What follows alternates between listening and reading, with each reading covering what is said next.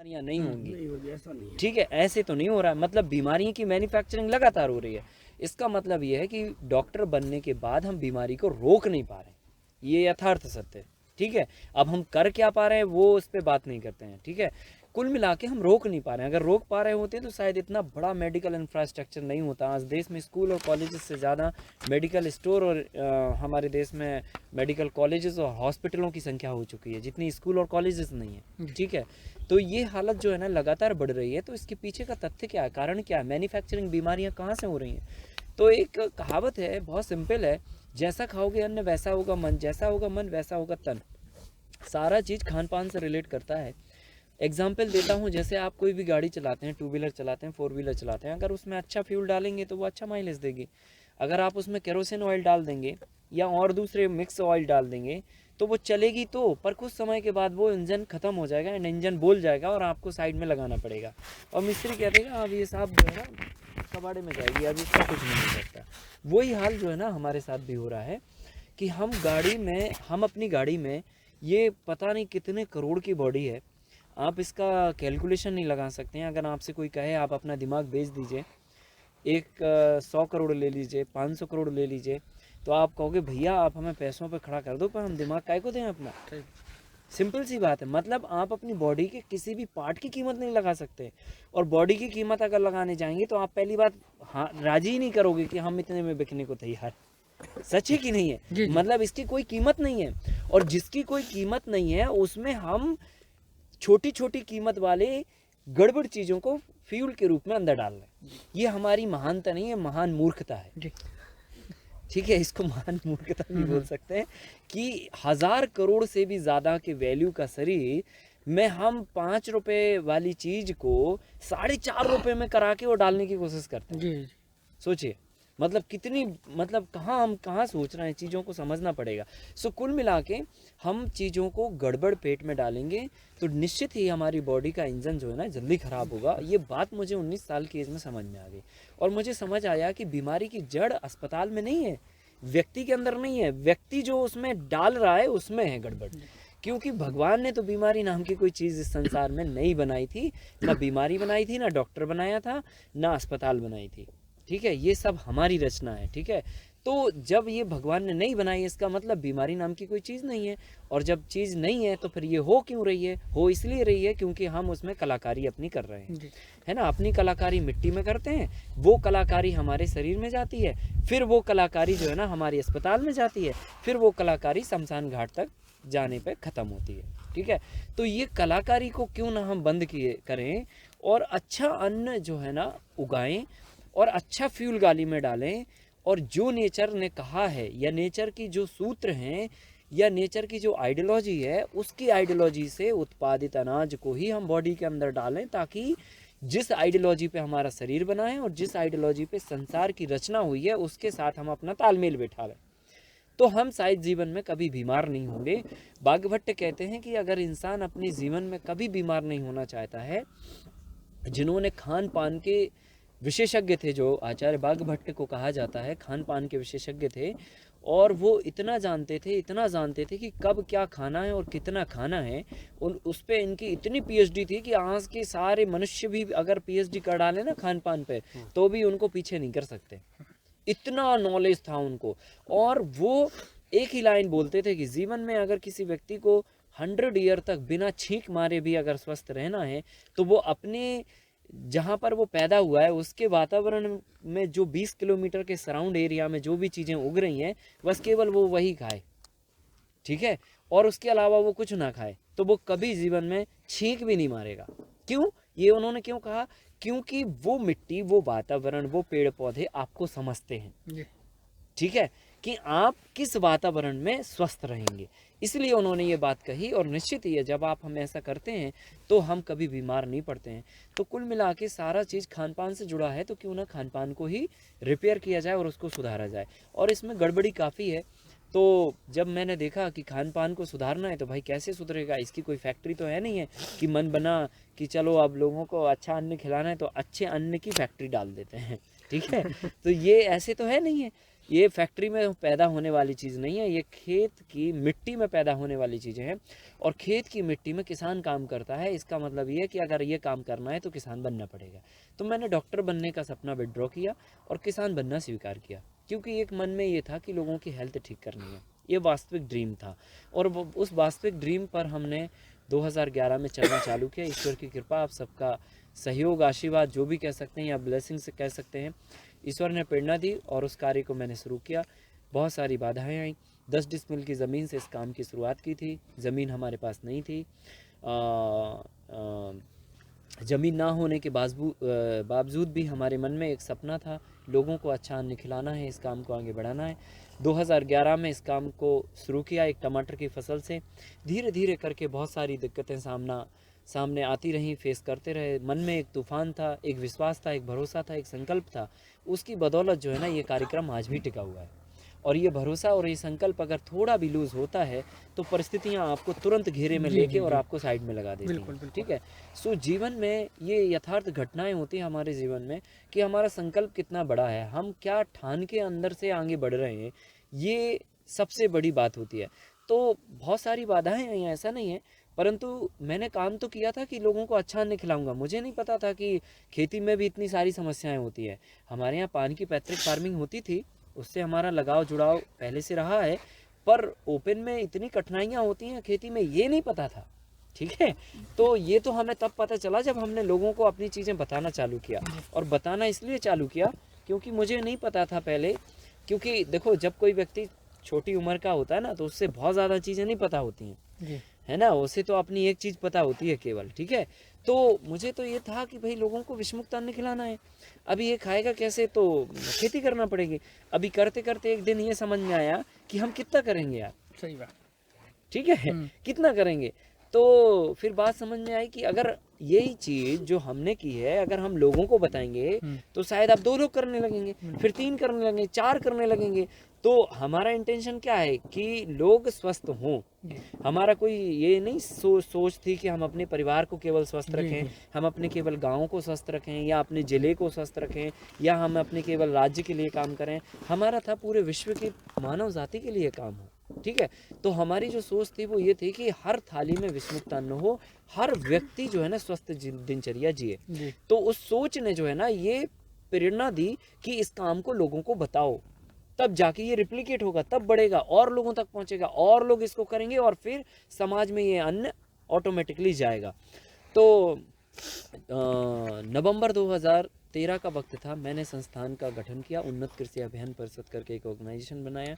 इसके पहले भी हम लोगों को बता रहे थे, पर 2 दिन का एक व्यवस्थित कार्यक्रम 27 और 28 तारीख की तिथि निश्चित करके ये आयोजन करना हमने चालू किया।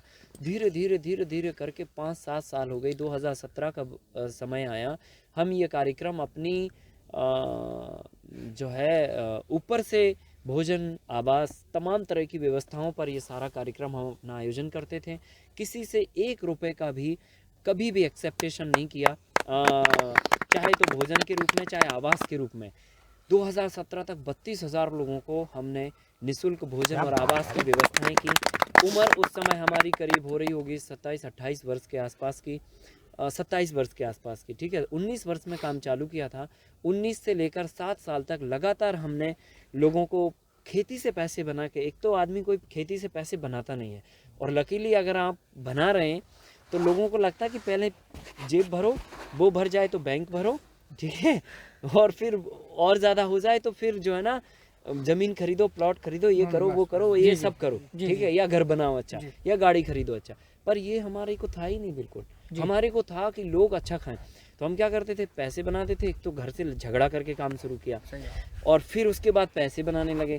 तो पैसे बनाने के बाद जो है ना उन पैसों को इस जगह पर खर्चा करने लगे। तो इतना तनाव, मतलब इम्पॉसिबल, आप सोच नहीं सकते कि कितना तनाव बनता था। पर उस तनाव के बीच में हमने काम किया, रोज़ झगड़ा होता था, लेकिन फिर भी हम लोगों को व्यवस्था करते थे। और आपको बिलीव नहीं होगा, वो दिन मुझे याद आते हैं जब हम लोगों को रेलवे स्टेशन 2 व्हीलर से जाते थे लेने के लिए, और अगर कोई व्यक्ति ऐसा होता था जो मतलब जो है ना ऑटो से आ गया या कुछ हो गया, तो उसके भी हम पैसे बेयर करते थे। सोचिए, ट्रैवलिंग भी मैनेज करते थे, रहना, भोजन सब मैनेज करते थे। और करीब करीब हमने 32,000 लोगों के साथ ऐसा किया। अब बात आती है रिजल्ट पे। रिजल्ट पे जब बात गई तो मैंने कहा यार जो है ना 1-2 हज़ार लोग खाली 32,000 लोगों में से निकले। तो हमारे विद्वान कहते हैं ना, बंदरों में बारूद नहीं फेंकना चाहिए, एक कहावत कहते हैं। हाँ, और ये बात जो है ना मतलब इतनी सटीक है। कई बार हम इसको मजाक में ले लेते हैं, हम हंसने में ले लेते हैं, हमें चीज़ों के मायने नहीं आते समझ में, और हमको भी नहीं आ रहे थे समझ में, क्योंकि उस समय हमको भी बोलने वाले बहुत सारे लोग थे, ऐसा मत करो, ऐसा नहीं होता है, ऐसा नहीं करना पड़ता है। पर जब खून गर्म होता है ना तो किसी की बात नहीं सुनता, ये वास्तविकता है। ठीक है, तो 19 से जो 25 साल की एज का जो खून होता है ना, ये नहीं सुनता। मतलब एक ऐसा तूफान और एक ऐसी आंधी होती है ना कि कोई कहे कि भाई खाई में कूदना है, तो वो ये नहीं सोचता है कि इसमें जाके चोट लगेगी, कूद जाता है आदमी। ऐसी होती है वो एज। तो ठीक है, था तो मैंने किया, लेकिन जब ये कहावत मतलब सामने आई और इसका यथार्थ रूप पता चला कि बंदर में बारूद फेंकने का मतलब ये है अपनी एनर्जी को गलत लोगों के साथ में बयां करना। ठीक है, अगर आप 2 रुपए खेती से बना रहे हो और अगर इस 2 रुपए का अगर सदुपयोग नहीं कर पाए ना तो कोई मतलब नहीं है, ना आपकी एनर्जी का, ना समय का, ना पैसे का। और वही हमारे साथ हो रहा था। ना हमारी लोग समय की कीमत समझ रहे थे, ना जो है ना हमारे भोजन की कीमत समझ रहे थे, ना हमारी दिन रात की जो तपस्या हो रही थी उसकी कीमत समझ रहे थे, और ना ही जो है ना हमारी सेवाओं को समझ रहे थे लोग। तो लोग जो है ना हमारे ज़िले के कई पता चला 10 बार आ रहे हैं बार बार। ठीक है, मुझे लगता था भाई समझ में नहीं आया होगा, इसलिए दूसरी बार आ गया, फिर तीसरी बार आ गया, चौथी बार। बाद में पता चला कि भाई ये तो भोजन करने के लिए आते हैं, क्योंकि इनको 4 टाइम का बढ़िया भोजन मिलता है जैविक, और ठीक है गपशप भी हो जाती है बढ़िया। और घटना ये होती थी कि 10 बजे सेशन शुरू होता था, तो 10 बजे 7 लोग होते थे और 12 बजे 40 लोग हो जाते थे, और 1:30 बजे भोजन के बाद 70 भी लोग हो जाते थे। तो इतना गड़बड़ होता था सिस्टम, आप सोचिए जरा कि एक तो जो है ना आप किसी से पैसे नहीं ले रहे हैं जी, और फ्री में आप भोजन की व्यवस्था कर रहे हैं, और जिन लोगों से कह रहे हैं कि आप बना देना उनको भी पैसे नहीं दे रहे हैं। सोचना आप बात को। और उनको बोला कि यार आज जो है ना 10-12 लोग रहेंगे, उन्होंने 10-12 का भोजन तैयार कर दिया, और जब 1:30 बजे पता चला कि 70 लोग हैं। ठीक है, तो अगला जो है ना कितना सुनेगा, आप सोच के देखिए। तो इधर हम लोगों को बताने और समझाने में एनर्जी लगाते थे, और उधर जाके फिर हमें डांट खानी पड़ती थी। तो उधर भी डांट खाते थे, और इधर भी ये था कि भाई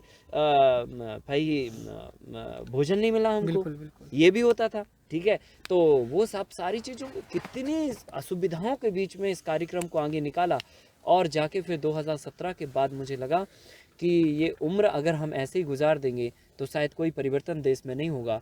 लोग खाना खाने और हंसी मजाक में ही ये वक्त निकाल देंगे। तो जाके फिर हमने ये व्यवस्था एक की कि जो हमारा एक्सपेंस होगा वो आप बेयर करेंगे, बाकी हमारी सारी सेवाएं, हमारा नॉलेज, हमारा वक्त आपके लिए पहले भी था, आज भी, और हमेशा भविष्य में आगे भी रहेगा। उसके लिए हम कभी कोई अपना ये नहीं रखेंगे कि ये हमारा सेवा शुल्क है। हम अगर आपके लिए 24 घंटे भी बोलेंगे तो नहीं कहेंगे कि आप हमें 1 रुपये दे दीजिए, उसका हमें चबन्नी नहीं चाहिए। पूरे देश के सामने ये बात रखी मैंने, और कहीं भी देश दुनिया में हमारे प्रोग्राम होते हैं हम कोई चार्ज नहीं करते हैं। ट्रैवलिंग का अगर कोई कर पाता है तो हम ठीक है, नहीं कर पाता तो भी हम अपने से लगाते हैं अभी भी। पर हाँ, यहाँ पे अब हमने ये इस व्यवस्था कर दी है कि जो भोजन आवास में या जो व्यवस्थाओं में खर्चा होंगे वो फार्मर खुद ही खर्चा करे। ठीक है, इससे एक फ़ायदा ये हुआ कि 2019 से लेकर, पहले ये पूरे से ऐसे नहीं किया। देखो कई बार क्या ना बात समझ में आती है, एकदम से पूरी नहीं आती है। तो हमने पहले 50 रुपये का एक शुल्क रखा, 50 रुपये में 2 दिन की भोजन आवास की व्यवस्थाएं, तब भी ये सब फिल्टर नहीं हुआ। क्यों? क्योंकि 2 दिन में 50 रुपये की व्यवस्था, इससे सस्ता क्या हो सकता है? इससे ये तो घर में भी इतना नहीं पड़ता। अभी एक सब्जी लेके आते हैं तो 50 रुपये की तो सब्जी आ जाती है एक टाइम की। तो ठीक है, 50 रुपये में अगर 4 टाइम का सब ये हो रहा है तो वो भी चलेगा, कोई दिक्कत नहीं, एक दिन और रुक जाएंगे, ऐसे हो रहा था। तो ये सब गड़बड़ होते होते धीरे धीरे करके 50 से 100, 200 ऐसे करते करते जब जितना खर्चा हुआ, अब जाके हमने 2019 से एक बैरियर कर दिया, जो एक्सपेंस होंगे वो आपसे बेयर करेंगे। अगर ठीक है 19-20 थोड़ा बहुत कहीं ज़्यादा हो गया, कुछ हो गया, तो वो हम अपने से लगाएंगे, पर एक मोटा मोटी ये करेंगे। तब से 2,500 लोगों को 2 साल में एजुकेशन दिया हमने, और 2,500 में से 2,250 लोगों ने देश में बहुत बढ़िया ये हो गया, क्योंकि अब वही लोग आ पा रहे हैं जिनको वास्तविकता में करना है। बिल्कुल, मुझे लगता है देश में फ्री में कुछ नहीं होना चाहिए जी, ये मुझे पहले लगता था कि फ्री होना चाहिए, देश में फ्री कुछ नहीं होना चाहिए। जो एकदम मतलब लाइन में लोग लगे हुए हैं, भीड़ का हिस्सा बने हुए हैं, वो भीड़ में क्या होता है यार, आप बताइए। एक सामान्य सा व्यक्ति गुटखा खा के जो सड़क पे भीख मांगता है ना, जिसके पास ना घर है, ना पैसे हैं, ना जायदाद है, ना कुछ नहीं है, वो भीख मांगता है, लेकिन दिन भर में 50 रुपए के गुटखे खा जाता है वो। अगर वो जीवन में परिवर्तन चाहता है, अपने स्तर को उठाना चाहता है, तो प्रयास तो यार उसे स्वयं ही करना पड़ेगा ना। दुनिया की कौन सी ताकत आएगी जो उसे उठा लेगी। हम उसको एक घर भी दे देंगे ना, लेकिन जाके वो गुटखे को पूछ पूछ करके पूरा घर गंदा कर देगा तो कोई मतलब नहीं है ना भाई। तो उसे ही संघर्ष करना पड़ेगा जीवन में, जो है ना, अपनी रचनात्मकता और अपनी प्रबुद्धता के लिए व्यक्ति को स्वयं ही संघर्ष करना पड़ता है। तो अगर वो 50 रुपए के यार गुटखे खा सकता है एक दिन के, तो क्या वो जो है ना, मतलब जो है ना, अपने जीवन के परिवर्तन के लिए क्या इस संगठन को या इस कार्यक्रम को या इस यज्ञ को सहयोग करके अपनी व्यवस्थाएं खुद नहीं कर सकता है क्या? 100% कर सकता है। तो ऐसे मन में विचार आया, तब से जाके मैंने ये किया और इससे परिणाम ये मिला, 2-3 फायदे हो गए। फ़ायदा ये हुआ कि हमारा जो पैसा हर महीने 1-2 लाख रुपए खर्चा होता था ट्रेनिंग में, वो बचने लग गया। और वो बचने लग गया तो हम और भी चीज़ों में विस्तार करने लगे, है ना। हम रिसर्च में अपना दिमाग लगाने लगे, रिसर्च में टीम को खड़ा कर दिया, यहाँ टीम खड़ी कर दी, वहाँ टीम खड़ी कर दी, 3 फार्म बना दिए, लोग लगा दिए, हमारे जो इनकम हो रही है अब हम ऐसे कर रहे हैं। तो कुल मिला के हमारा कोई मकसद नहीं है यार कि 2 पैसे आ गए तो ठीक है, ये कर लो, ये खड़ा कर दो, वो खड़ा कर दो। हमें समाज के लिए अपना जीवन अपना संकल्पित है और इसी कार्य के लिए हम पूरा अपना जीवन लगाएंगे और इसी में निरंतर कार्य करके और भारत को विषमुक्त मुक्त बनाने के लिए सतत प्रयास करते रहेंगे जब तक हमारे जीवन में प्राण है। ठीक है, तो ऐसे करके अभी मैं आगे बढ़ रहा हूँ और जो भी इस कार्य के लिए लगता है कि हाँ ये आवश्यक है, उसके लिए पूरी श्रद्धा भाव से ज़मीनी स्तर पर पहले हम उस काम को ज़मीनी स्तर पर उतार के उसमें रिसर्च करते हैं, अनुसंधान करते हैं, पता करते हैं कि ये सही है नहीं है, क्या होना चाहिए क्या नहीं होना चाहिए, और जो चीज़ सही हो जाती है फिर हम देश के सामने उसको रखते हैं। और इसी बीच में इस सागर की भूमि से कई नवाचार निकले, जो नवाचार आज देश और दुनिया की कृषि का कायाकल्प पलटने के लिए तैयार है। मैं आपको बताता हूँ, आज दुनिया में सबसे ज़्यादा इम्पोर्टेंट जो चीज़ है वो ये है, जो सबसे वैश्विक लेवल पर बड़ा मुद्दा बना है कि माइग्रेशन लगातार हो रहा है, ज़मीन लगातार घट रही है, आबादी लगातार बढ़ रही है, क्वालिटी ऑफ फूड पूरे वर्ल्ड को चाहिए। आप सभी ने कहा कि रेट कम होना चाहिए, अनाज सस्ते में बिकना चाहिए ताकि हर थाली में अन्न पहुंचे, क्योंकि जैविक अन्न का एकाधिकार किसी पैसे वाले के पास नहीं है कि अच्छा अन्न, अच्छा अच्छे पैसे हैं तो अच्छा अन्न खाओ, अच्छा मतलब हमारे पास पैसे नहीं इसका मतलब हम कचरा खाएं या गड़बड़ खाएं, ऐसे तो नहीं है, या जहर खाएं, ऐसा नहीं होना चाहिए। ये तो भेदभाव हो गया, ये तो अमानवीयता हो गई, मानवीयता नहीं है। ठीक है, आप अच्छे घर में रहें, अच्छा पैसा है तो हम लेकिन झोपड़े में रह लेंगे, पर खाने पे तो सबका एक अधिकार है ना भाई, नेचर सबका है, प्रकृति सबकी है। तो ये बात होना चाहिए और इसके लिए हमें रिसर्च चाहिए पड़ेगी, हमें अनुसंधान चाहिए पड़ेगा। हमारे पास जो ज़मीन है उस ज़मीन पे अगर हमें पूरे वर्ल्ड को जैविक अनाज पैदा करके देना है, हमें तो टेक्नोलॉजी डेवलप करना पड़ेगी। और टेक्नोलॉजी डेवलप भी हमने अगर कर ली तो उसमें भी 3-4 विंग होना चाहिए जो फुलफिल हो। नंबर 1, टेक्नोलॉजी बायोडिस्पोजेबल हो, जो इन्वायरमेंट को हानि ना पहुँचाए। आपने एक आविष्कार कर लिया जिससे बहुत बड़ा फ़ायदा होने वाला है, लेकिन उसी आविष्कार से 50 साल बाद उससे 10 गुना नुकसान होने वाला है। तो ऐसी टेक्नोलॉजी का क्या मतलब? ठीक है, तो बायोडिस्पोजेबिलिटी होना चाहिए। दूसरी बात, स्वावलंबन होना चाहिए, क्योंकि आप किसान के लिए काम करने जा रहे हैं ना, और किसान के लिए काम करने के पहले आपको किसान को समझना पड़ेगा। ठीक है, और किसान को अगर समझने जाएंगे तो आज उसके पास अगली फसल को बीज बोने को पैसे नहीं है। आप कौन सी टेक्नोलॉजी डेवलप करके उसको बेचने के लिए जा रहे हो? तो टेक्नोलॉजी ऐसी होना चाहिए जो सस्टेन हो। सस्टेन का मतलब किसान को खरीदना ना पड़े। ठीक है, तो तब तो मतलब की बात है। और तीसरी बात यह है कि पूरे विश्व को क्वालिटी ऑफ फूड हम दे सकें, कम ज़मीन में ज़्यादा उत्पादन करके। तो वो टेक्नोलॉजी 2014 में इस पर हमने काफ़ी अध्ययन किया और विश्व की जो एग्रीकल्चर की बड़ी समस्याएं हैं, चाहे पानी हो, चाहे खरपतवार हो, चाहे कीड़े हो, चाहे मौसम परिवर्तन का प्रभाव हो, या खाद का अभाव हो, या फिर किसी भी क्लाइमेट चेंज का असर हो, उन सारी चीज़ों का समाधान करते हुए मल्टी लेयर फार्मिंग के फार्मूले का जन्म हुआ सागर की धरती से। और मल्टी लेयर फार्मिंग को 2017 में पूरे देश के सामने एक सफल मॉडल के रूप में हमने इसमें रखा और 10.5 लाख रुपए का एक साल में 2017 में हमने रिकॉर्ड भी बनाया इससे निकालने का। तो इसमें हम इस मॉडल के साथ में हम सारी समस्याओं का समाधान तो करते ही करते हैं, साथ में हम जो है ना इसमें जो है इनकम को 4 गुना बढ़ाते हैं, खर्चे को 4 गुना कम करते हैं, वक्त 4 गुना बचाते हैं, ज़मीन 3 गुना बचाते हैं। पानी 70% बचाते हैं, खरपतवार को आने नहीं देते, क्लाइमेट का बुरा असर को रोकते हैं। इतनी सारी व्यवस्थाओं के समाधान के साथ में ये टेक्नोलॉजी पूरी तरह से बायोडिस्पोजेबल और सस्टेनेबल है। ठीक है, तो ऐसा फार्मूला तैयार किया जो किसान की सारी समस्याओं को एक मंच पर समाधान दे सकता है, चाहे वो खरपतवार की समस्या हो, चाहे कीड़ों की समस्या हो, चाहे पानी की समस्या हो, चाहे खाद की हो, चाहे क्लाइमेट चेंज की हो, चाहे सीड्स की हो, सारी समस्याओं का एक मंच पर समाधान आपको देता है। तो ये मल्टीलेयर टेक्नोलॉजी का शुरुआत किया और उसके बाद धीरे धीरे करके पिछले 8-9 सालों में आज पूरा देश और दुनिया मल्टीलेयर टेक्नोलॉजी को समझने लगा है। ठीक है, अभी कई लोग उसके मायने नहीं समझते हैं, लेकिन आंधी चल पड़ती है तो कई लोग आंधी के साथ चल पड़ते हैं, तो अभी वो भी हालात हैं, है ना। कई लोग जो है ना उसी को लेकर आगे अपना वक्तव्य तैयार करके और इस चीज़ को आगे बढ़ा रहे हैं, लेकिन कई लोग मल्टीलेयर के मायने को नहीं समझते हैं। खैर कोई बात नहीं, पर देश दुनिया में लोग मल्टीलेयर फार्मिंग को जानने लगे, ये बड़ी उपलब्धि है। एक तो ये फार्मूला, फिर उसके बाद केवल यहाँ तक सीमित नहीं है एग्रीकल्चर। मैंने बोला एग्रीकल्चर किसी एक फार्मूले का विषय नहीं है, एग्रीकल्चर एक कंप्लीट विकास का सब्जेक्ट है ना। एक संपूर्ण व्यवस्था को एक विकास के ढांचे में या प्रॉफिटेबल वेंचर के ढांचे में ढालने की ज़रूरत है इस काम को। तो इसके लिए केवल मल्टीलेयर फार्मूला से सारी जो किसान है उनका उद्धार नहीं होगा, उसके साथ में कई सारी चीज़ें हैं जो किसान की इनकम पर और किसान की पूरी इकोनॉमी और अर्थव्यवस्था पर प्रभाव डालती हैं, उन पर भी काम करना होगा। तो उसमें सबसे बड़ा जो विंग है वो है हमारा पानी, उसको लेकर हमने काम किया, क्योंकि कई इलाके हिंदुस्तान में ऐसे जहाँ पर बहुत कम पानी है, कहीं पर है ही नहीं है। तो ऐसे इलाकों में हम कैसे खेती कर सकते हैं और आजीविका अपनी बना सकते हैं खेती पर, पानी को लेकर काफ़ी अध्ययन किया और पिछले 7-8 वर्षों में 3 विधियों को तैयार किया, जिन 3 विधियों से हम 30 लाख लीटर तक पानी अपने 1 एकड़ के खेत में रिचार्ज कर सकते हैं।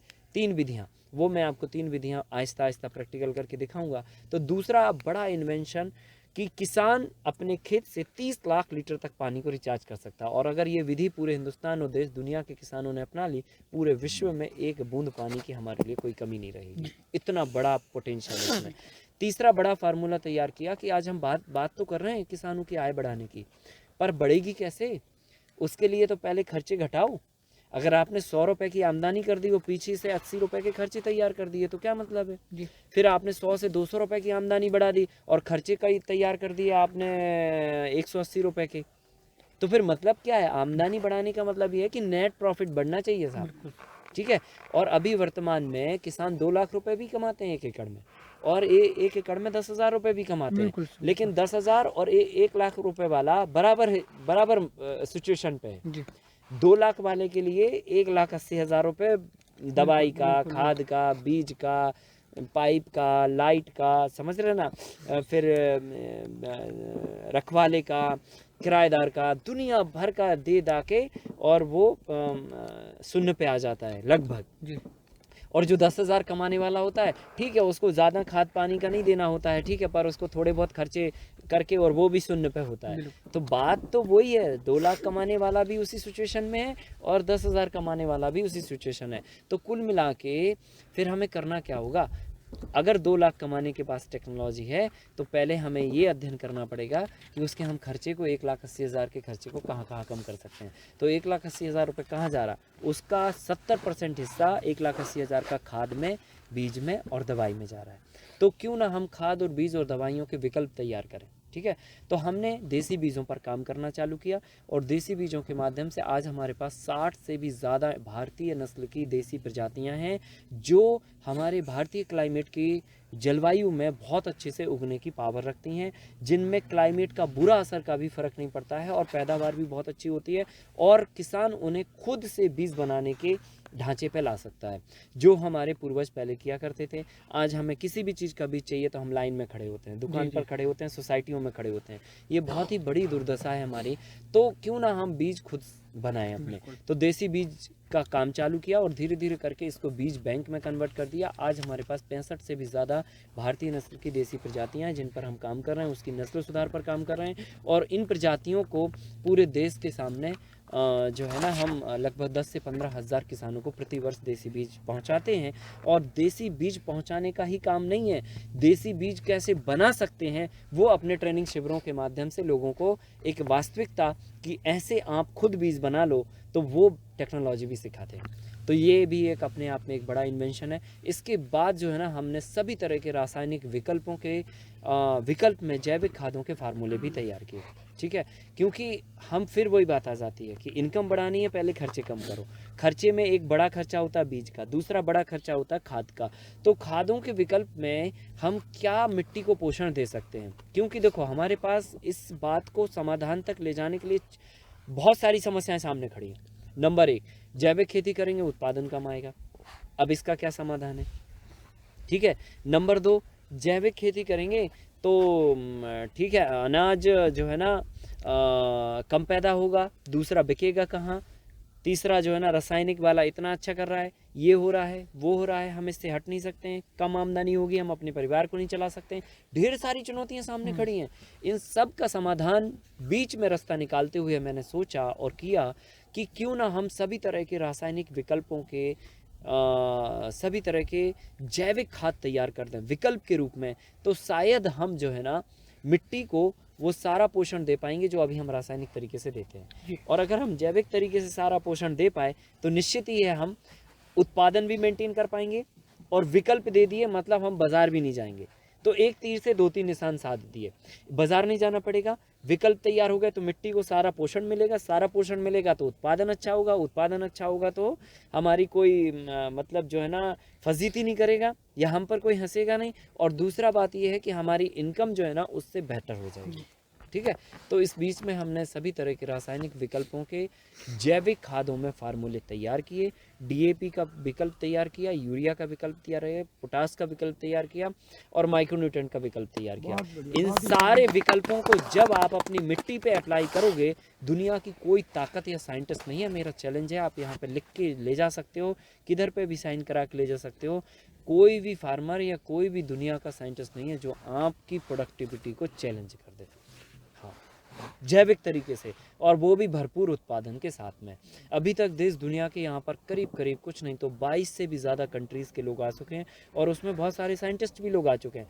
पहले वो वहाँ से चलते हैं ना तो सीना चौड़ा करके आते हैं, ठीक है, और ये मनसा लेके आते हैं कि इनको ये आइडिया देंगे, इनको वो आइडिया देंगे, इनको ये समझाएंगे, उनको वो समझाएंगे। यहाँ आने के बाद वो खुद समझ के जाते हैं और फिर प्रणाम करके जाते हैं कि आप बहुत बेटर करो। ये उपलब्धि, बिल्कुल, ठीक है। तो सारे विकल्प तैयार किए और आज देश के किसानों को इन सारे विकल्पों की आवश्यकता है।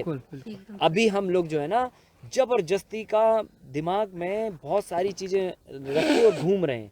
हम इसके फार्मूले को मान रहे हैं, उसके फार्मूले को मान रहे हैं, हम लोग फार्मूलों में फंसे हुए हैं। जी। हम लोग आइडियोलॉजी पे काम नहीं कर रहे हैं। और आपको यहाँ पे आए हो तो आइडियोलॉजी पे काम करनी है आपको, है ना। वास्तविक परिस्थिति को समझते हुए काम करना है तो आपको कोई दिक्कत नहीं होगी। हम वास्तविक परिस्थिति ये है मिट्टी की कि मिट्टी को साफ भोजन चाहिए, उसको सारे तत्व चाहिए, उसको 46 एलिमेंट चाहिए। अब ये बताओ, आप रासायनिक से दे रहे हो, क्या आप उतनी मात्रा में जैविक से 46 एलिमेंट देने की हैसियत में हो? अगर हो तो समस्या खत्म, प्रोडक्टिविटी भी है, पैसे भी हैं, सब कुछ है, कोई दिक्कत नहीं है। तो ये चीज़ हमें किसानों को समझानी है, और जो समझ रहे हैं, जो कर रहे हैं, वो रिजल्ट पर हैं, ठीक है। देश में बहुत सारे एग्जाम्पल हैं जिनके वर्ल्ड रिकॉर्ड में भी नाम दर्ज होने वाले हैं, अपने फार्मूले पे काम करने वाले बहुत सारे भाई हैं, ठीक है। तो ये बड़ी उपलब्धि है। फिर इसके बाद जो है ना हमने काम किया बायोडाइवर्सिटी पे। हमने इस बात को बहुत गहराई से समझा कि जैविक खेती का मतलब क्या है, और जैविक खेती के मतलब को समझते समझते पता है आपको 5-7 साल लगे जब हमें जैविक खेती समझ में आई। और अंत बता देता हूँ, अंत क्या है इसका। अंत ये है कि जैविक खेती का आधार है जीवाणु, जी, ठीक है। जैविक खेती का आधार है जीव, है ना।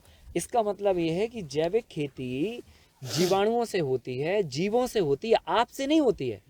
आप तो जबरदस्ती में अपना वाई लूटने के लिए अपने फार्मूले घुसाते रहते हैं। खेती आपके करने का काम है ही नहीं। खेती किसके करने का काम है?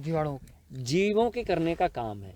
अब जब जीवों के करने का काम है और वही इस काम को करते हैं तो क्यों ना हम उनको काम करने दें। बिल्कुल, ठीक है। और जब उनको काम करने दें तो हम कहेंगे कि साहब हम कहाँ उनको छेड़ रहे हैं काम करने के लिए, हम तो अपना ये बैठे हैं, हमने तो किसी को मना नहीं किया कि ना करें।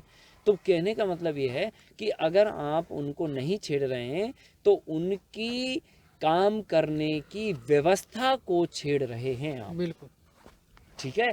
आप उनकी काम करने की व्यवस्था को छिड़ रहे हैं। और उनके काम करने की व्यवस्था क्या है ना। तो जब इसकी आइडियोलॉजी को आप समझेंगे तो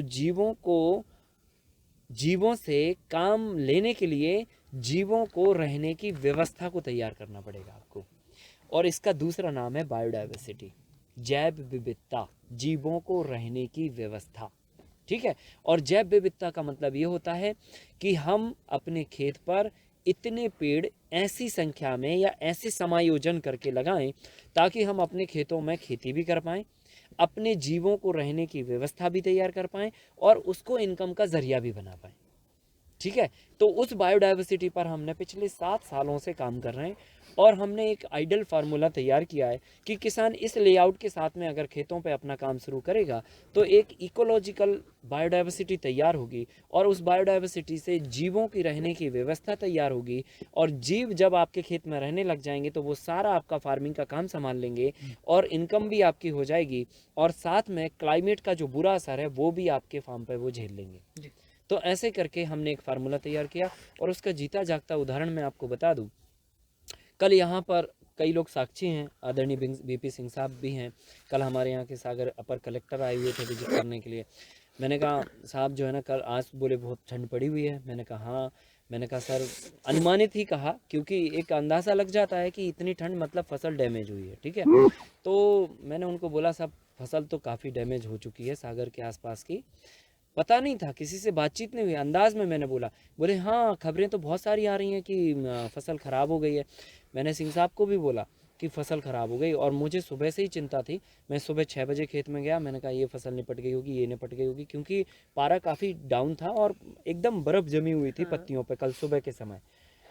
आप अभी मैं आपको फसलें विजिट कराता हूँ, पाला नहीं लगा अपनी क्रॉप में, किसी भी फसल में पाला नहीं लगा। मैंने सोचा ओपन में लग गया होगा पर ओपन में भी नहीं लगा, खुले में भी नहीं लगा, सोचिए। और अपने मल्टी लेयर में तो बिल्कुल भी फर्क नहीं पड़ा। जो बिल्कुल नाजुक फसल है ना, जो नाजुक का मतलब जो एकदम बच्चा पैदा होता है ना, बिल्कुल नाजुक होता है जी, बिल्कुल है ना, उसको भी नहीं लगा। मैं अभी प्रैक्टिकल दिखाता हूँ आपको। और ये अखबार है, सिंह साहब ने अखबार लिया, बोले जो है ना मैं पढ़ूंगा। हाँ तो इन्होंने पढ़ा। देखें आप, कल की जो खबर छपी है ना, सागर के आसपास की सारी फसलें चौपट हो गई हैं। देखिए ये जम गई ओस करके सारी फसलें चौपट हुई हैं। हाँ, तो ये जो है ना मतलब जीता जागता प्रमाण है। ठीक है। तो कुल मिला के ये सारा कमाल जो है ना बायोडाइवर्सिटी का है। सर, बिल्कुल। आप यहाँ खड़े होंगे तो आपको जंगल दिखेगा, ये जंगल है जी, है ना। तो ये जो जंगल है ना, ये बायोडाइवर्सिटी है, ये जीवों को रहने की व्यवस्था है। और हम नहीं करते खेती, ये हमारे सारे जीव सारा काम करते हैं। तो ये बायोडाइवर्सिटी एक प्लान के तहत अगर आप अपने खेतों पर उतारेंगे तो निश्चित ही ये बहुत बड़े चमत्कारिक परिणाम आएंगे। और अभी इस पे कोई काम नहीं कर रहा है ना, हर कोई व्यक्ति एक फार्मूले पर टिका हुआ है अपने, ये फार्मूला से ये खेती होगा, ये ऐसे नहीं होगा। एग्रीकल्चर में संपूर्ण विकास पर काम करना पड़ेगा। तो मैंने बताया कि एक तो हमें टेक्नोलॉजी का प्रयोग करके मल्टी लेयर फार्मिंग करके इनकम को बढ़ाना है, कम ज़मीन में समस्या का समाधान निकालना। हमें खरपतवार भी नहीं चाहिए, हमें कीड़े भी नहीं चाहिए, हमें मौसम का परिवर्तन का प्रभाव भी फसलों पर नहीं चाहिए, हमें कम खाद में भी काम करना, कम पानी में भी काम करना, कम समय में भी काम करना, कम ज़मीन पर भी काम करना, अच्छा अनाज भी पैदा करना और अपनी कम ज़मीन में अपने परिवार को भी चलाना। इतने सारे चैलेंजेस कैसे फेस करोगे, किसी एक फार्मूले से नहीं होने वाले हैं। तो मल्टी लेयर एक अपने आप में एक बड़ा इन्वेंशन है। दूसरा इन्वेंशन इस समस्याओं को समाधान करने के लिए पानी को लगेगा। पानी आपको नैतिक रूप से जिम्मेदारी है कि आप स्वयं रिचार्ज करें, एक उस मुद्दे पर काम कर रहे हैं। बीज आपकी नैतिक जिम्मेदारी है, किसान की धरोहर है, इसे बीज बैंक के रूप में कैसे आपको स्थापित करना वो भी मैं आपको बताऊंगा, इस पे काम किया। बायोडाइवर्सिटी कैसे मैनेज करना उस पे काम किया, वो भी मैं आपको बताऊंगा। सभी तरह के रासायनिक विकल्पों के खादों पर काम किया, वो भी मैं आपको बताऊंगा। इसके बाद इन सारी चीज़ों को इन्वेंट तो कर लिया साहब आपने, इन सब के फार्मूले तो तैयार कर लिए, आपने हर चीज़ का एक ढांचा तो बना दिया कि हाँ ये इस ढांचे पर होगा, बायोडाइवर्सिटी ऐसे होगी, जैविक खाद ऐसे बनेंगे, कीट ऐसे नहीं लगेंगे, खरपतवार ये करेंगे तो नहीं आएंगे, मौसम का प्रभाव ये करेंगे तो नहीं होगा, सब हमने कर लिया। लेकिन ये हमारे तक सीमित है जी, क्योंकि हमने किया। ठीक है। 2019 से हमने अपने सारे प्रोग्रामों को प्रैक्टिकल शिविरों में कन्वर्ट कर दिया, जो आज देश में कोई नहीं जी, बहुत बड़ा। ठीक है। आज देश में सब कोई जो है ना पाठ्यक्रम चला रहे हैं, पाठशालाएं चला रहे हैं, 10-10 15-15 दिन के शिविर होते हैं। बड़े बड़े लोग इकट्ठे होते हैं, पर क्या होता है, ब्लैक बोर्ड पे क्या खेती समझ में आएगी? नहीं, वाइट बोर्ड पे कभी नहीं आएगी ना, क्योंकि खेती जो है ना, ना तो देखने से में आती है, ना तो पढ़ने से आती है समझ में, ठीक है, ना तो सुनने में आती है समझ में। खेती जो है ना हमेशा करने में आती है बिल्कुल समझ सर, में, बिल्कुल। ठीक है। और इसके लिए हमने 2019 से ये इनिशिएटिव लिया कि हम जो है ना, जो काम करते हैं ना, या जो किया है हमने, वो आपसे करवाएंगे। बिल्कुल सर, बिल्कुल। बहुत एक लाइन में जो भी अभी तक किया है वो सब ट्रांसफर हो जाएगा, बहुत ठीक है। और जब ये ट्रांसफर हो गया, हम्म, और अगर मान के चलो कल के दिन दुनिया में हम नहीं रहे, तो आपके पास वो सारी व्यवस्था आ गई, और अब उस व्यवस्था का विस्तार बिल्कुल होने लग बिल्कुल सर, जाएगा। बिल्कुल तो सर। भारत को इस चीज़ की बहुत ज़रूरत है। कुल मिला के हमारे देश के नौजवानों के पास वक्त है, पैसे हैं, जी, ज़मीन है, सब कुछ है। स्किल्ड नहीं होने के बिल्कुल कारण हम इस व्यवस्था को आगे नहीं बढ़ा पा रहे। तो हमारे पास खेती का एक बेसिक स्किल्ड होना चाहिए, एक नॉलेज होना चाहिए, क्योंकि खेती कोई फार्मूला नहीं है, खेती एक कला है, ठीक है। और ये कला जैसे कुम्हार के पास होती है ना, जब तक वो मिट्टी में अपने हाथ नहीं छपाता और बढ़िया बैठ के जो है ना उसको यूं नहीं ढालता, तब तक साहब ये नहीं जी, आता, घड़ा नहीं बनता, दिए नहीं बनते, बर्तन नहीं बनते। तो ये कला है एग्रीकल्चर, ये भी आपके पास होना चाहिए। कब कौन सा टेम्परेचर बदल रहा है, कौन सा कीड़ा पैदा होगा, क्या होगा, कहाँ पानी की ज़रूरत है, कहाँ नहीं है, इतने तापमान पे क्या प्रिकॉशंस लेना चाहिए, कैसे करना चाहिए, ये सारी चीज़ें ये कला पर आधारित है। अब अगर आपको पता है ये, तो आप कर ले जाओगे, अगर नहीं पता तो बिल्कुल सर। खत्म हो जाएगा, जी, है ना। उसी लाइन में हम लोग खड़े रहेंगे, अखबारों में हमारी भी कभी फोटो छपेगी बिल्कुल कि ये फसल बर्बाद हो गई है जी, जी, किसान जी। की, ठीक है कि नहीं। तो ये चीज़ है। सो कुल मिला के हमें इस संपूर्ण एग्रीकल्चर व्यवस्था के विकास पर काम करना है, और इस सारे विकास के लिए हमें एक विंग को लेकर नहीं चलना, हमें सारे विंग पर काम करना है, जिसमें गायें भी हैं, ठीक है, फिर आपके पास मैनेजमेंट भी है, फिर उसके बाद आपकी रिप्लेसमेंट ऑफ ऑर्गेनिक मैन्योर है, फिर टेक्नोलॉजी के रूप में multi layer, inter cropping, mix cropping, multi cropping फार्मूले हैं, बायोडाइवर्सिटी है, सीड हैं, फिर उसके बाद जो है ना प्रोसेसिंग है। तो ये सारे काम जो है ना हमें जमाने पड़ेंगे, तब हम इसको प्रॉफिटेबल वेंचर बना पाएंगे, ठीक है। तो इस पर हमने पिछले 11 वर्षों में अपना पूरा जीवन लगा के काम किया है। और मैंने एक बात अंत में आपको बोली कि सारी चीज़ें इकोनॉमिकल वायबल, बायोडिस्पोजेबल और कैसी होनी चाहिए, सस्टेनेबल होनी जी, चाहिए। अगर ये 3 बातें उस पर फिट बैठ रही हैं, तो ये किसान को सूट करेगी, जी, नहीं तो नहीं करेगी, बिल्कुल। ठीक है। अगर गोली में ताकत है कि वो मर्ज को भी ख़त्म कर दे, दर्द को भी ख़त्म कर दे, और फिर उसके बाद उसका कोई रिएक्शंस भी ना हो, तो वो गोली काम की है। और साहब उसने, आपने गोली खाई, माइग्रेन तो समाप्त हो गया, दर्द तो समाप्त हो गया, लेकिन दूसरी चीज़ पनप गई, पता चला ब्रेन का कैंसर हो गया। दर्द तो दबा दिया आपने इधर, पर इसका जो दर्द था वो एक्चुअली दिमाग में बना रहा, और वो कैंसर के रूप में 20 साल बाद आ गया, ठीक है। तो क्या होना चाहिए, एक वैश्विक समाधान होना चाहिए, बिल्कुल सर, और वैश्विक समाधान के लिए हमें सारे एग्रीकल्चर के विंग को समझना पड़ेगा। और 11 सालों में इन सभी पर मैंने काम किया, और जो भी और अभी आवश्यक है उन सभी पर हम काम कर रहे हैं। और ये सारा नॉलेज हम देश के किसानों के साथ में केवल साझा नहीं कर रहे हैं, उनको एक स्किल्ड के माध्यम से ट्रांसफ़र कर रहे हैं, बहुत बढ़िया, और ये बहुत ज़रूरी है। बिल्कुल ये भारतीय कृषि को बचाएगा, ये आपके अंदर कॉन्फिडेंस को डेवलप करेगा। जी, अभी हम चीज़ों को सुनते हैं, देखते हैं, समझते हैं, हमें चीज़ें अच्छी लगती हैं। कई बार हम यूट्यूब पर देखते हैं, बहुत सारे सफल किसानों की स्टोरियों को देखते हैं, पढ़ते हैं, हमें लगता है यार बढ़िया, क्या बढ़िया है, यही सही चीज़ है। और जब हम एक्साइटमेंट के साथ में शुरू करते हैं, हमें समझ ही नहीं आता हाँ, कि उसकी ABCD क्या बिल्कुल है, सर, और हम A के बाद B पे ही ख़त्म हो जाते बस हैं, बस बस, ठीक है। वही टूट तो जाते हैं फिर। वही टूट जाते हैं। तो इसलिए स्किल्ड होना ज़रूरी है, जी, और स्किल्ड आपको परफेक्ट बनाएगा, और अंदर से कॉन्फिडेंस को भी डेवलप करेगा। जी, तो जब कॉन्फिडेंस डेवलप होगा, आपके पास कोई दिक्कत नहीं है, ज़मीन हो या ना हो इससे कोई फ़र्क नहीं पड़ता, आपके पास पैसे हो या ना हो इस बात से भी कोई फ़र्क नहीं पड़ता, आपके पास जो है ना संसाधन है या नहीं है इससे भी कोई बात का फ़र्क नहीं पड़ता, आपको लैंग्वेज आती या नहीं आती इससे भी कोई बात का फ़र्क नहीं पड़ता। लेकिन अगर आपके पास कला है ना आपके पास, तो किसी भी चौराहे पर खड़ा होकर आप अपनी कला का प्रदर्शन करके अपनी आजीविका और परिवार को चला सकते हैं। कला ऐसी चीज़ है साहब। एक कुमार को आप दुनिया के किसी भी कोने पे खड़ा कर दीजिए, बिल्कुल, वो घड़ा बना के साहब अपनी आजीविका चला देगा।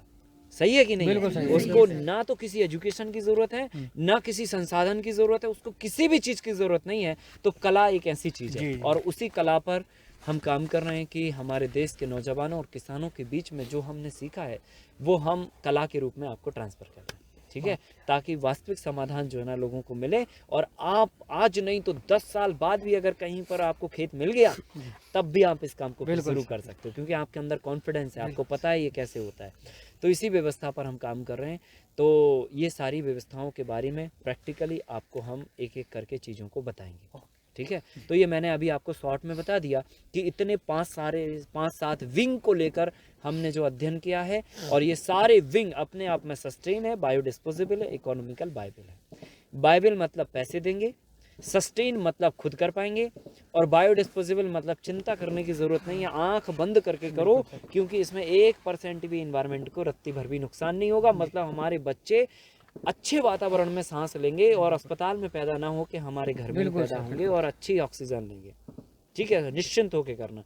तो इसलिए ये सारे विंग को लेकर हम काम कर रहे हैं और दिन रात इस संघर्ष में लगे हुए हैं कि कैसे ये लोगों तक चीज़ें पहुँचें। और इसके लिए मैंने ट्रेनिंग के प्रोग्राम भी चालू किए और उसमें प्रैक्टिकल शिविर अब करना पूरे देश भर में चालू कर दिया है।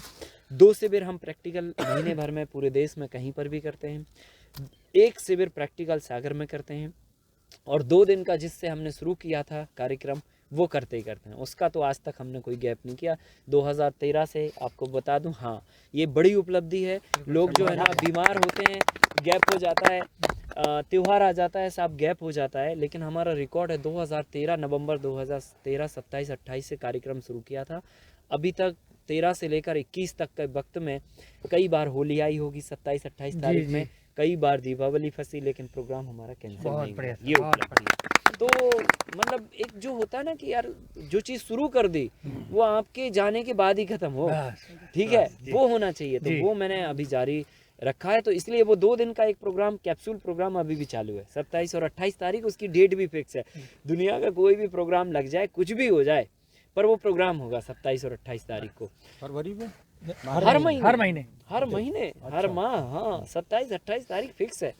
तो देश के पता नहीं ऐसे बहुत सारे किसान नौजवान 27 तारीख को उपस्थित हो जाते हैं, उनको पता भी नहीं होता कि सागर में जाना कहाँ है, लेकिन वो 27 और 28 तारीख उनको पता होती है कि ये तारीख को तो है ही सागर में प्रोग्राम। तो ऐसे होता है। तो कुल मिला के 2 दिन के प्रोग्राम और 7 दिन और 5 दिन के 3 ऐसे प्रोग्राम हमने तैयार किए हैं, और इन प्रोग्रामों के माध्यम से अभी तक 80,000 लोगों को जो है हम प्रैक्टिकली लोगों को ये चीज़ें ट्रांसफ़र कर चुके हैं पूरे देश भर में। और इसके रिजल्ट के रूप में करीब 10,000 हिंदुस्तान में लोग काम कर रहे हैं, 10,000 पीपल्स है ना। और 48,000 एकड़ जो भूमि है वो विषमुक्त गौ आधारित कृषि व्यवस्था पर कम्प्लीटली आ चुकी है। मतलब उसमें अब जहर नहीं डल रहा। ये बड़ी उपलब्धि है। एक 10 डिसमिल भूमि से काम चालू किया था, जो 1 एकड़ का 10वां हिस्सा होता है, और आज 48,000 एकड़ में ये काम विस्तार ले चुका है पिछले 11 वर्षों में।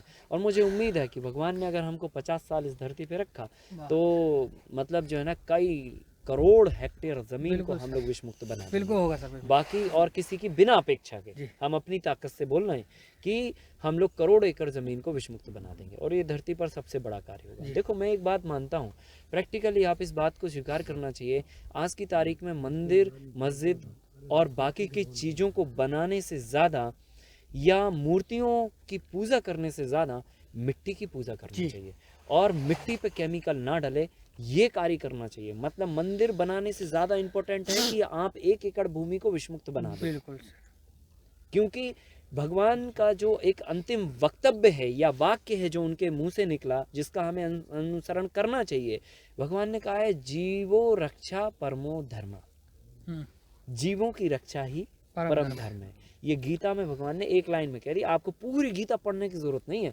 आप केवल एक ही बात समझ जाइए कि भगवान ने कहा जीवों की रक्षा परम धर्म है। वही धर्म मतलब जीवों की रक्षा क्यों करना? इसलिए करना क्योंकि जीवों से सृष्टि भगवान चलाते हैं, हर एक जीव से अलग अलग काम करवाते हैं ईश्वर, इसलिए जीवों की रक्षा करो, ये कह दिया। अभी ये बात कई बार हमें 10 साल में समझ में आती, कई साल 20 साल में आती, 30 साल में आती, 40 में आती, 50 में आती, 60, 70, 80, 100 में भी नहीं आती कई लोगों को समझ में, ठीक है।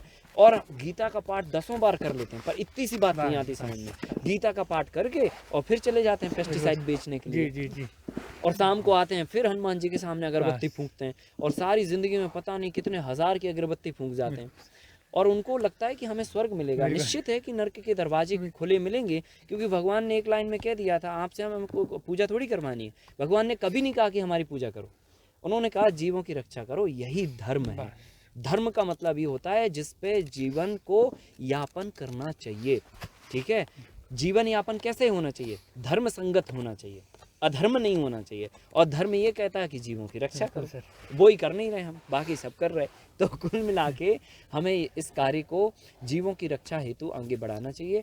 और भगवान की जो एक बात है उसको स्वीकार करके, उसको सुन के समझ के आप जिंदगी में कभी मंदिर नहीं जाओ, बिल्कुल कभी मंदिर मत जाओ, कभी मूर्ति को मत देखो, न कभी जल चढ़ाओ, कुछ मत करो, तो भी भगवान प्रसन्न रहेंगे। लेकिन अगर 1 एकड़ भूमि को भी विषमुक्त बना दिया, न जाने कितने हजार अरबों जीवों को आप जो है ना जीवन दान दे दोगे, और वो यहाँ पर अपना कार्य करेंगे, भगवान कहेगा वाह वेलकम, आ जाओ भाई, बाजू में आ जाओ, ठीक है। तो ये हमारा दायित्व है, ये हमें करना चाहिए। और मुझे लगता है कि पूजा पाठ से भी ज़्यादा इम्पोर्टेंट ये चीज़ है आज की तारीख में। तो इसीलिए हम लोग 24 घंटा कुछ भी ना देखें ना कुछ भी करें, एक ही काम में तल्लीनता से लगन है कि कितने ज़्यादा से ज़्यादा एकड़ भूमि को विषमुक्त बनाया जाए, जहर मुक्त बनाया जाए। तो ये एक पुण्य का कार्य है और ये धरती पर बहुत ही मानवीयता का कार्य है, और इस कार्य को हम सभी लोग संकल्प लेके आगे बढ़ेंगे, इसमें कोई दो राय नहीं है। अब मैं आपसे सीधा एक सवाल करता हूँ इस प्रोग्राम को आगे बढ़ाने के पहले, जिसमें आपको चीज़ें अनुसरण में आ जाएं और आपको लगे कि हाँ अभी हमें इस ट्रैक पर आगे बढ़ना है। तो मैं आपको बोलना चाहता हूँ, अब हम लोग कार्यक्रम को लेके आते हैं रास्ते पर, ठीक है। और रास्ता का दरवाज़ा ये है कि मैं आपसे सवाल करना चाहता हूँ कि ये बताओ दुनिया में कितने सारे लोग सफल हैं। किसी का एग्जाम्पल लूँ, जैसे फॉर एग्जाम्पल स्वामी रामदेव जी का एग्जाम्पल ले लेता हूँ, फिर आपके मोदी जी का एग्जाम्पल ले लेता हूँ, श्री श्री रविशंकर जी महाराज का एग्जाम्पल ले लेता हूँ, चलो सचिन तेंदुलकर का भी ले लेता हूँ, मंगेशकर जी का भी ले लेता हूँ, उद्योगपतियों का भी 1-2 का नाम ले लेता हूँ, अंबानी जी का भी नाम ले लेता हूँ, ठीक है, नारायण मूर्ति जी का भी नाम ले लेता हूँ। इतने सारे लोग सफल हैं, और भी ऐसे नहीं है, ये टॉप क्लास के लोग हैं, पर और भी क्लासें हैं, उनमें भी लोग सफल हैं, ठीक है। अब मैं आपसे सवाल करता हूँ कि जितने सारे लोग सफल हैं अपने अपने काम में, ये क्यों है? इसका बेसिक कारण क्या है? एजुकेशन है या पैसे हैं, क्या है बताइए? कला, ठीक है, और उनकी निष्ठा, पैसे, निरंतर प्रयास, और उनकी मेहनत होगी, निष्ठा, ये उनकी मेहनत हो गई, ठीक है, साहस, बढ़िया, एक्सीलेंट, और बताओ? एकाग्रता, एकदम, और बताइए? एक ही काम को लगातार करते रहना, कभी ना हार मानना, एकदम सही है। और कुछ और आ रहा है कुछ समझ में, और दिमाग में आ रहा है कुछ? आपके जवाब सही है, सारे सही है। लगन भी चाहिए, एकाग्रता भी चाहिए, मेहनत भी चाहिए, ठीक है, पैशन भी चाहिए, पेशेंस भी चाहिए, पैसे भी चाहिए, ईमानदारी भी चाहिए, ये सब कुछ चाहिए। और कभी ना हार मानने की एक आदत भी चाहिए, वो भी चाहिए। लेकिन ये सारे जवाब मिला के भी 100% नहीं हो रहे जी। मैनेजमेंट भी है, वो भी 100 में शामिल है, पर अभी 100% नहीं है। 100% जवाब ये है, हम किसी काम को, ये सारी चीज़ें चाहिए, इसमें कोई दो राय नहीं, ये सारी चीज़ें चाहिए, ये सारी चीज़ें चाहिए, ये सारी चीज़ें धनिया मिर्ची के बराबर हैं जो सब्जी में डलती है। नमक भी है इसमें, ठीक है। तो नमक डल गया, धनिया डल गई, मिर्ची डल गया, पानी डल गया, जीरा डल गया, राई डल गया, सारा सब कुछ डल गया, वो भी डल गया, वो भी डल गया, लेकिन सब्जी तो हो साहब, ठीक है। मेन तो है सब्जी जो बनाने वाले हैं, जिसमें ये सब डालने वाले हैं। तो मेन चीज़ क्या है? मेन चीज़ है आपकी समझ। दुनिया में हर व्यक्ति उस काम को सफल कर पाता है जिस काम को वो समझता है। जी। ये बहुत बड़ी बात बोल रहा हूँ मैं, जी बिल्कुल। बहुत छोटे शब्दों में।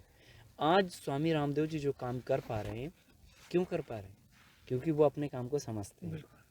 आज जितना टैलेंट स्वामी रामदेव जी के पास है, जितना पेशेंस है, जितना लगन है, डेडिकेशन है, कभी ना हार ना मानने की ताकत है, सब कुछ है, वो तो मोदी जी के पास भी है। लेकिन मोदी जी को स्वामी रामदेव जी की जगह बिठा देते हैं, और स्वामी रामदेव जी को मोदी जी की जगह बिठा देते हैं।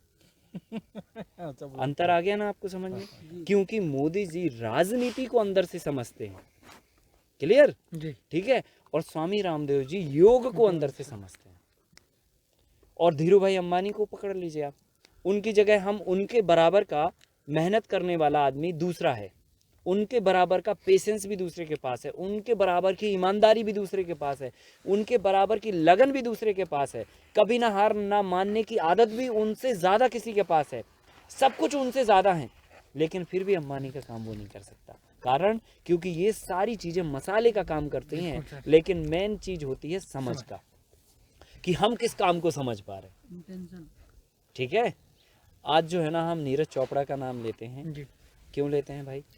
इसलिए क्योंकि वो अपने काम को अंदर से समझता है और इसलिए वो कर पाया।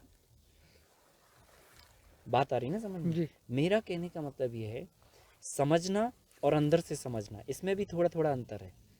कई बार हम चीज़ों को समझ जाते हैं। कैसे? मैंने बोला अच्छा समझ में आ गया ये बात, आपने कह दी हाँ आ गया समझ में। आपको क्या आया? फार्मूला समझ में आया। ठीक है। फार्मूले में क्या होता है? 1 + 1 = 2, ये फार्मूला है, आपको आ गया समझ में, 1 + 1 = 2। ठीक है। लेकिन इसकी आइडियोलॉजी क्या है? ठीक है। कैसे 1 और 1 2 होता है? 1 और 1 को मिला दें तो 11 भी होते हैं, अगर प्लस हटा दें तो। ठीक है। अगर आइडियोलॉजी समझोगे तो अंदर तक पहुंच जाओगे, और अंदर तक का मतलब ये होता है कि जिस काम को आप अंदर से समझते हो उसी काम को ढंग से कर पाते हो। ठीक है। बाकी ऐसा नहीं है कि किसी के पास ईमानदारी नहीं है, ठीक है, उनके पास ज़्यादा ईमानदारी थी तो वो उतने ऊपर पहुंच गए, उनसे ज़्यादा ईमानदारी किसी और के पास है फिर वो उतने ऊपर क्यों नहीं पहुंचा? उसका कारण है कि हम उस काम को अंदर से नहीं समझते। एग्रीकल्चर को भी अगर आप प्रॉफिटेबल वेंचर बनाने के मकसद से सागर आए हैं तो इसको अंदर से समझना पड़ेगा। मेरा ये कहने का मतलब है, इसको अंदर से समझना पड़ेगा, ऊपर ऊपर नहीं समझना कि हाँ भाई मल्टी लेयर बहुत अच्छा है, ठीक है हम इसको करेंगे, अच्छा ये ठीक है बहुत अच्छा है करेंगे, ये अच्छा है ये करेंगे। अंदर से समझो कि आखिर अंदर की थीम क्या है, और अंदर की थीम एक बार समझ गए ना, सब कुछ रिपेयर हो गया, सब कुछ फिट हो जाएगा, ऑटोमेटिकली ट्रैक पे आ जाएंगी सारी चीज़ें।